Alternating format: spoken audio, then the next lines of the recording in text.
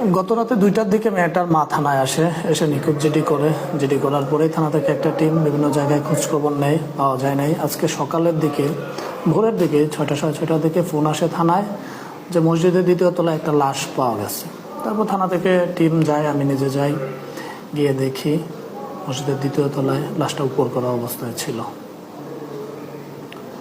আপনারা এই আলামত দেখে কি ধরনের ধারণা?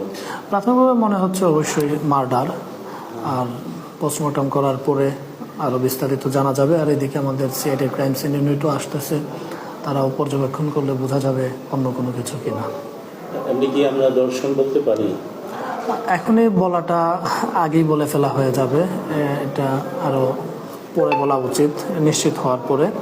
আর মার্ডার বলতে পারেন, আর আমাদের আইনগত প্রক্রিয়াও চলমান আছে।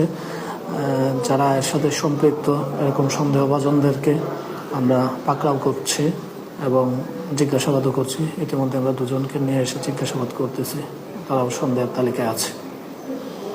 মসজিদের ইমাম ও মুয়াজ্জিন তারা কি আপনারা জিজ্ঞাসাবাদের জন্য আনছেন না আটক করা হয়েছে? না, জিজ্ঞাসাবাদের জন্য নিয়ে আসছি এবং কিছুটা ইনফরমেশন আছে, যদি সম্পৃক্ততা দেখি সেই ক্ষেত্রে আমরা আটক দেখাবো, নতুবা শুধু জিজ্ঞাসাবাদ করেই আমরা প্রক্রিয়া শেষ করবো এটা।